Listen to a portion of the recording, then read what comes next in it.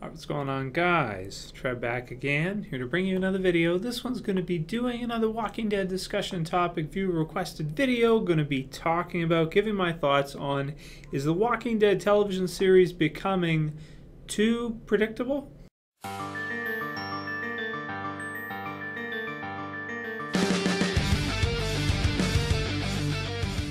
So thank you guys very much for submitting this as a video suggestion. Also going to be planning on doing the top 10 worst episodes up until The Walking Dead Season 5 pretty soon. So I'll have that video coming for you guys very shortly as well. So if you have any other ideas, please send them to me. So I think this is a good topic. Going to be focusing on talking about what we think in terms of predictability and The Walking Dead television series. The comic book series throughout its entire run, I want to say, is pretty unpredictable. There are certain events like nowadays, what we've seen recently, that yeah, sometimes people can predict what's going to happen next because based on the story, you know, we kind of are basing a lot of our predictions on what we think is going to happen in the story, and a lot of times, yeah, it's correct. But with regards to character deaths and things like that, the comic book series has always been very unpredictable. You know, when the first time I saw Lori get killed off, I did not see that coming at all. I didn't think they were going to do it. I thought it was going to be like a, you know, family in a zombie apocalypse type of survival story, and I never thought it would change like that to that extent where Rick would be left in that world with Carl alone and would lose half his family. So it's been unpredictable all the way through. Now the TV series is another question, because the TV series, of course, has been released way after the comic book series, to the point where the events, when the TV series started, the events in the comic book series are actually still further, I believe, than when the show actually first premiered. You know, when the show first came out, we were reading past where we are now in the show in the comic book series, so it was way ahead.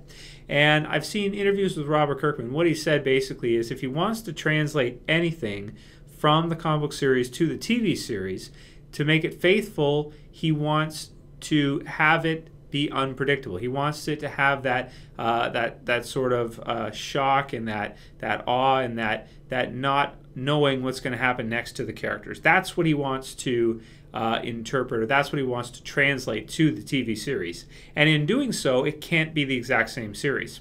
But they also want to be faithful to it and bring in a lot of the events that did happen, or something similar in a lot of the characters, because they're, you know, favorites for us to see since we read about them in the books, a lot of us who have. So I think that's pretty brilliant. I really do, because if you just made the show exactly the same as the comic books, it would be totally predictable. Everything in it, we would know what's going to happen at every step of the way. Whereas this way, we really don't. Now, here's the thing, and this is a tough one, because a lot of times being unpredictable can mean doing things that people don't necessarily like. Having a good story is sometimes predictable. For example, if you look at The Walking Dead Season 3, it's one of the more unpredictable seasons of The Walking Dead, especially with regards to deaths. I'm referring to the Merle death, the Andrea death, the T-Dog death. The Lori death we knew was coming at some point, but we didn't think it was going to happen then. So that was also pretty unpredictable that it happened in the third episode. So in Season 3, they really did a good job of kind of mixing things up and not letting us know what's going to happen when. When Axel was shot and killed, you want to talk like one of the most WTF moments ever in a TV series. That one is one of them, you know. You never saw it coming, just boom, out of nowhere. And I really like that about the show. But here's the downside of being totally unpredictable. A lot of times when you do events like that, or you do things like that, with Andrea, with T-Dog, for example, no one saw those coming. You couldn't. It's impossible. I mean, if you say to me right now, I knew Andrew was going to die in the Season 3 finale, I'd say, come on. You know, there may be a few people, but the T-Dog death, totally unpredictable before watching it. Unless it was spoiled for you online and you saw a trailer and you kind of were able to figure it out from that. There's no way you would have been able to predict that T-Dog was going to die at that time, or Axel in that episode. You might have thought he was going to die, but you didn't know it was going to be in that episode at that time. You know, it's just a lot of the events were totally unpredictable. And a lot of people were angry by the death of Andrea, for example. And T-Dog too. T-Dog too. Not Axel. Nobody cares. But, definitely T-Dog and Andrea are some of the ones that people complain about the most, with Andrea probably being the biggest, most complained about death. and also one of the most unpredictable ones. So it's kind of a trade-off with predictability versus having a overall good story a lot of times. Not all the time, but some of the time. So I think the Walking Dead TV series has been unpredictable all the way through. In the beginning, when I used to do death predictions, I was actually able to hit a few of them for a season better than I have been able to recently. Recently, they've really shaken things up, and even though there's been certain deaths, like in season 4 with the Herschel death, where that was kind of predictable in that case, but it was predictable because they were building a great story around it. They gave Herschel like a highlight episode, so we all knew, we were like, oh shit, he's dead.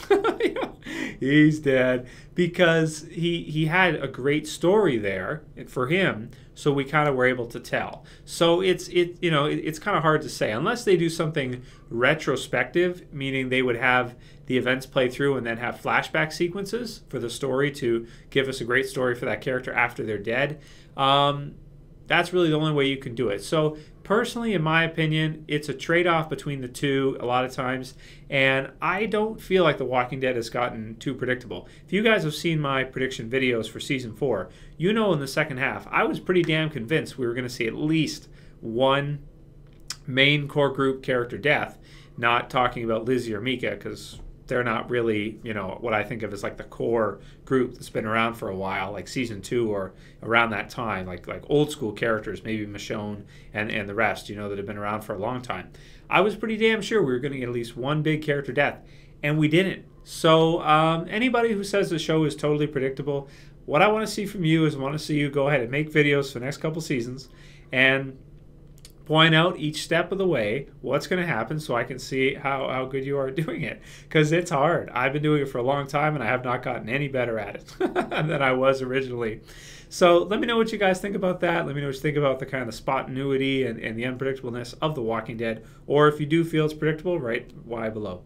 Anyway, that's pretty much all I got to say for this topic. If you guys enjoyed the video, if you liked it, please thumb it up, like it below. If you want to help support the channel, please share it, favorite it, and yeah, that's it for this video, guys. See you for the next one. This is Trev, as always, and I'm saying peace.